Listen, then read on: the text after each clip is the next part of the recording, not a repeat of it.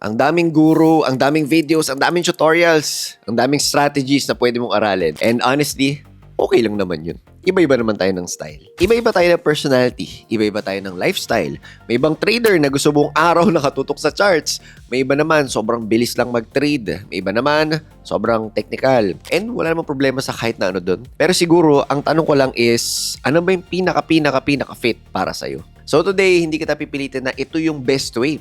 Pero ang gusto ko lang is ipakita sa'yo kung paano ako personally tumitingin sa charts. I-test lang natin yung The 30-Minute Trader. Siyempre, yung pangalan natin, di ba? Posible ba na within 30 minutes makapag-prepare ka ng trade or at least magkaroon ng malino na plana for the day or for the week? So mamaya, habang pinapanood mo tong video na to, check mo lang din sa sarili mo kung ganito ba yung klase ng setup na gusto mo. Yung hindi kailangan umikot yung buong araw mo sa charts. Kasi maybe, hindi mo naman kailangan gawing komplikado yung trading.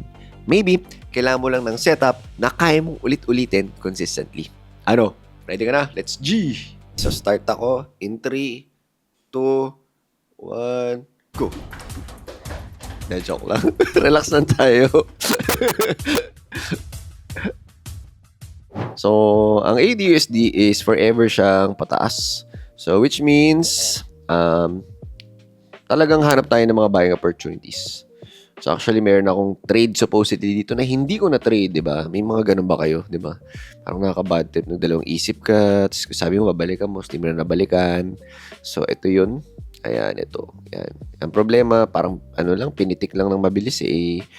Usually, mga trades ko talagang naghihintay talaga. For example, dito, yan, yung mga ganyan, yan, mga naghihintay. Di ba? So meron din akong trade na ganyan. I think napakita ko sa inyo yung Euro USD. Sa angat. So anyway, hindi pala tayo magtuturo dito, magti-trade pala tayo. Sige. So, so check natin, nasa 4 hours tayo. Okay. So hindi siya masyadong pasok for me.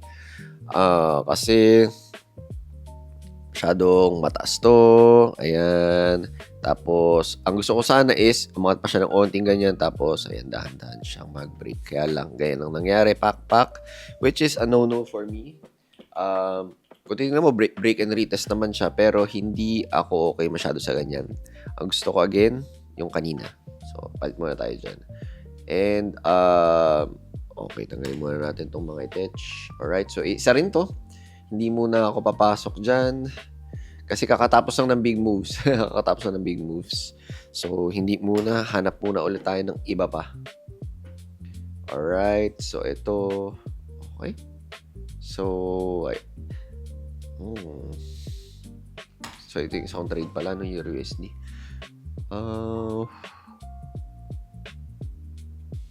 Sige. So ang hirap, no? Kasi ang nangyari is nasa resistance level siya, tapos nagkaroon ng konting rejection. Tapos hindi naman tayo pwede mag-sell dito kasi pataas yung market, di ba? So ayaw naman natin gawin yan. So, wag muna. Pass muna tayo dyan. Alright. Tanggalin natin yung mga drawings. Alright. Okay. So, hindi muna rin dyan. Actually, maganda naman tong level na to. Pero ang tanong is, paano tayo makaka-sure na hindi na siya babalik dito ulit? Diba? For example, mag-buy tayo dyan. Tapos, gano'n tayo ka-sure na eto nga, nireject niya. Tapos, ang gusto natin mangyari is, i-break niya tong malakas na level na to. So, wag muna. Check muna tayo. Chik-chik ba? Chik-chik. So, ang mga gagawin natin sa mga ganyan, syempre, hintay tayo ng mga, ayun, pwedeng mga ganyan, or, ayan, yung mga ganyan. So, yun lang naman lagi natin hinihintay, lalo na sa mate formula or sa mga break and retest. Hintay ka lang talaga ng mga confirmation na nagsasabing mas marami ng buyers or mas marami ng sellers. And then, magra-ride ka lang ng wave na yun. Alright? So, USDCHF. So, usually, hindi naman talaga bawat oras meron tayong makikita ng trade, no? Lalo na sa trading plan ko, kasi ang akin kasi is high quality, high win rate na trading plan pero low quantity. Ibig sabihin mas konti pero mas mataas yung winning percentage. Therefore, mas tinataasan ko rin yung risk. So, etong video na to, para lang din makita nyo na pwede, sobrang dami talagang pwede magawa in a span of 30 minutes. Actually, nagtuturo na ako, 'di ba? Tapos, hindi naman ako mamadali. Pero ayun, I think wala pang 5 minutes. Alright. Sige. So, start ulit tayo dito. O, katulad nito, from uptrend. Uptrend siya dito, di ba?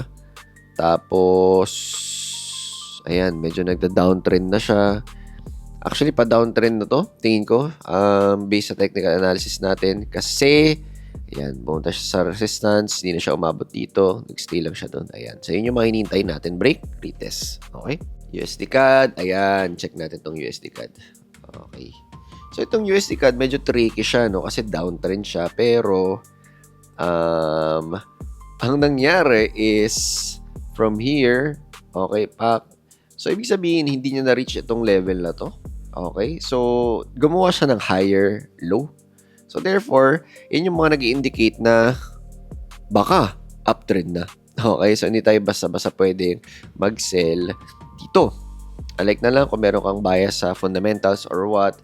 Pero technically, hindi pa siya sobrang, for me, hindi pa sobrang pasok. Pero try natin, baba tayo ng time frame. Baba tayo ng lower time frame. Wala talaga. So, ganun pa rin. Hanap tayo sa iba. Ayan, ito, maganda sana to, no? Break and retest. Ayan, so kakatapos na ng malaking move. Kaya, hindi muna tayo. Wala muna tayong magagawa dito. Ito naman, ayan. So, pwede tayong maghintay ng mga, check lang natin. So, from here, ayan. Yung trend line ay binutas niya. So, check natin kung, yan, yung mga levels na yan. So, pwede niyang, ang hintay natin ay, baba siya dito sa level na to. So, baka nga Fibonacci retracement din yan. Level na yan. Double check natin. Ayan. So, tama nga. Fibonacci retracement yan. So, pag napunta dyan yung price and may nakita ka pang any other confirmations, candlestick or what, ibig sabihin, magandang setup yan. So, yun yung mga hinihintay natin. Alright, yung mga ganyan. Okay. So, ayan. So, wala tayong nakita masyado sa majors, no? Usually, sa majors talaga ako may nakikita na. Pero, since wala pa yan, bababa tayo ng mga minor currency pairs. Alright. So, ayan. Katulad ng sinabi ko, katapos na ng mga big moves. Kaya, hintay muna tayo ng mga retracement, yung mga pullback, mga ganun. So, wala. Ayan. So, ito yung trade na nagdalawang isip ako. Actually, ang ganda nito sa daily kung titignan nyo. Ayan o, diba? Break and retest, pero nagdalawang isip ako. Hirap. Pero okay lang yun. So, wala pa tayo dyang any kind of trade. So, yan. Pwedeng ganyan. And ito, ganda ba yan? Yan, mga ganyan. So, nasa gitna pa yung price ng support and resistance. So, hindi tayo pwede mag-trade dyan. Okay. So, ito medyo magulo lang na onte. So, ayan. Sige. Yeah, okay. So, nasa gitna yung prices. Ito, buti na hindi natin din-trade. Okay. So, yun. Actually, nagdadalawang isip din talaga ako na i-trade to, no? Kasi nga, ay, napahina na ng pahina, eh. Yung mga buyers, eh. Tapos magbabay tayo. So, mahirap talaga. So, buti na lang di tayo nag-trade. Pero, ayan. Ang kagandahan, kung ang bias mo sa AUD is buy, ayan, baka pwede tayong mag-buy. So, double check natin, ha? Okay. Tayan sa daily time frame. Ayan. Okay. So, ito yung support level sa daily time frame. So, tama naman. Medyo pasok naman talaga siya. Hindi ko lang muna yan iti-trade. Hindi ako masaya. Hindi ako masaya masyado. So, titingnan natin kung magkaroon ng mga reversal patterns dito. For example, magkaroon ng ano dyan. Anong tawag dito sa pattern na yan? Head and shoulders na inverse. Okay. Head and shoulders na inverse yan. Pag may mga ganyan or any kind of, ayan.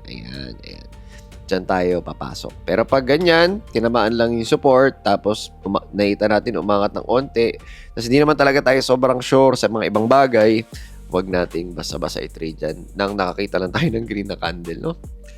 Okay. So kung titignan nyo, coach, parang napaka-boring naman ito. So actually, trading sobrang boring talaga niya kasi paulit-ulit lang talaga eh. Hindi siya yung parang yung nakikita nyo sa mga movies.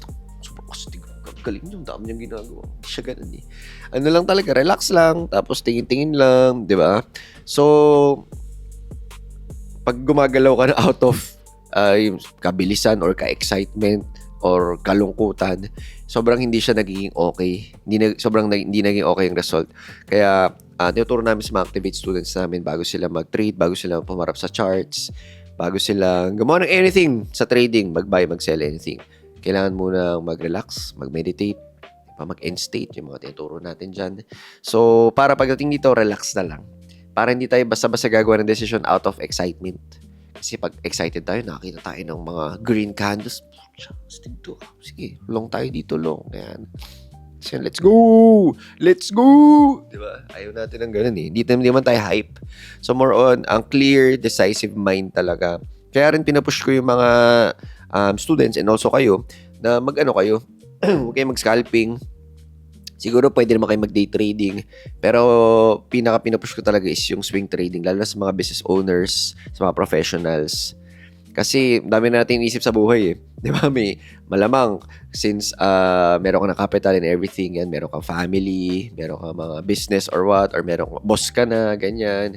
So, ayaw na natin na dagdag stress pa to. Ang gusto natin is relax lang tayo na minumultiply natin yung income natin with no anxiety. Diba? Tuloy-tuloy lang, na boring lang. And, pero kumikita tayo ng maganda. Pang Disney cruise. Diba? So, yung anak ko gusto mag-Disney cruise, kaya kailangan ko mag-trade. Totoo yun. Pero hindi ko makailangan mag-trade. Relax lang tayo. Alright. So, kunyari, nakita tayo ng hammer.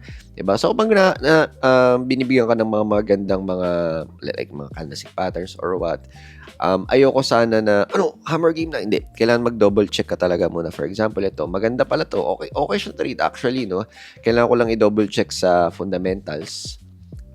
Kasi, maganda tong support and resistance area na nilagay ko. Kung titingnan nyo, ayan. Sa daily rin siya. So, ayusin natin na onte para, ayan. Pasok siya sa daily. Ayan. Actually, maganda talaga to, promise. So, kaya siya nagkaroon ng magandang rejection dito. Ayan. Kasi maganda naman talaga yung level na yan. Ang tanong, is it the right time? Is it the right time para pumasok tayo? Kasi baka pwede pa yung bumaba, no? Pwede pa siyang bumaba or what? 'Di ba? So, kung ako 'yan, maghihintay muna ako. Though tempting 'to, pero ang gusto ko sana mangyari is ayan, bumaba pa siya. Ayan, gumawa pa siya ng mga ganyan. Ayan, 'di ba? So, hintay muna natin pero double check natin sa ating fundamental analysis. Actually, yung fundamentals, so, kapag part ka ng community, kasi di ba yung mga sinesend kami dyan weekly sa emails, pag wala, yan, hanapin mo lang sa admin, di ba? baka nasa spam mo lang or promotions folder. And, ayun, makikita mo talaga kung ano yung mga okay i-trade, ano yung mga bearish, ano yung mga bullish. And isa rin yung sa titingnan ko. So, kung ano yung sinesend sa inyo, ginagamit ko din talaga yun. So, for example, ayan, tignan ko lang din yung CAD CHF. So, hindi ko pwede pakita rin sa video na to, no? Kasi alam mo naman, mga binabayaran ng iba yun. So, pakita ko dito ng free. So, wag muna, di ba? Check natin CAD CHF.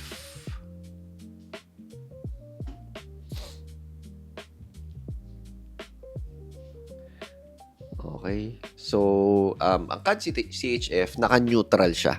So, that's why hindi ako basta-basta papasok dito. Siguro kung sobrang bullish talaga ng sinasabi ng ng CAD CHF, yan pwede ako pumasok diyan. Pero kung hindi, ayan, kailangan ko pa ng extra confirmation na mga patterns na ganyan, 'di ba? Anong klaseng pattern 'yan, 'di ba?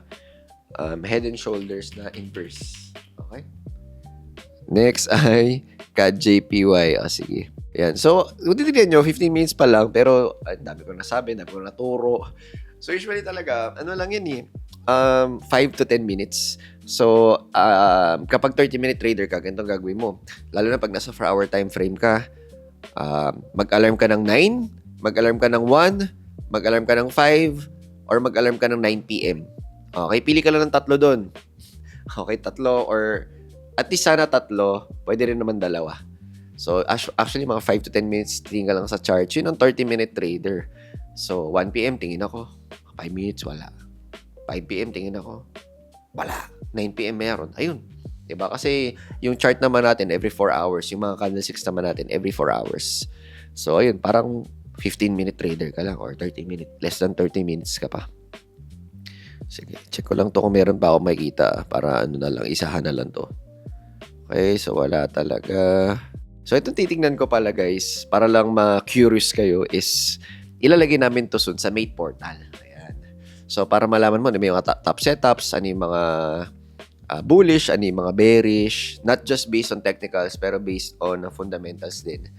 Para, actually, in 10 minutes mo, baka maging 2 minutes na or 3 minutes kasi tingnan mo lang doon ano yung mga magaganda, yung mga magandang direction, yung may mga magagandang direction ng mga currency pairs. So, for example, dito sa pair namin nga is AUDCHF. Kaya nga dapat magbabay ako dito pero dalawang isip ako. So, yun yung mali ko, no? Pero yun, sabi ng ano namin dito, bullish ang AUDCHF. Kaya lang hindi ko na-trade. So, sayang. So, sobrang sayang. So, papakita ko rin sa pang-bearish is yung GBP-AUD, no? So, ayan. Bearish nga talaga siya. So, kagandahan kung na-trade natin ito. So, I think di ko naman to mapupush kasi nga yung mga ganyan mabilisan, di ko yun natitrade eh. So, gustuhin ko man pero hindi talaga. So, siguro maabutan ko yan mga dito. Ayan, ganun. Or dito. Or kunyari, ayan, pag nag-break and retest na. So, ayan. Tingin ko dito banda. Ito banda. Ayan. Ayan. Diyan tayo mag-sell banda. So, ayun lang. May 12 minutes pa tayo and 35 seconds. So, sobrang bilis lang talaga. So, dun sa Mate Portal, sinasabi ko kanina, meron tayo dun daily newsletter, may automated na journal, meron din tayong mga AI dun. So, lahat ng features yan, makita mo sa baba. So, click mo na yung link sa baba for full details ng ating Mate Portal. First ever in the Philippines, made for traders. Actually, ito yung mga testimonials. Ayan, si Andrew from drawdown niya na negative 8%. Biglang positive 8% na siya. So, sobrang lupit talaga ng Mate Portal. Para ka talaga may katabi na mentor. So, yun talaga yung pinaka-vision namin sa TMT na syempre hindi naman lahat mawawanan namin. So, kaya ginagawa namin yung Mate Portal na may mga AI insights. Malalaman agad yung mga patterns mo, yung mga kailangan mo improve. Ayun, actually, sobrang excited kami dito. Sobrang excited kami para sa'yo. So, again, link in the description below.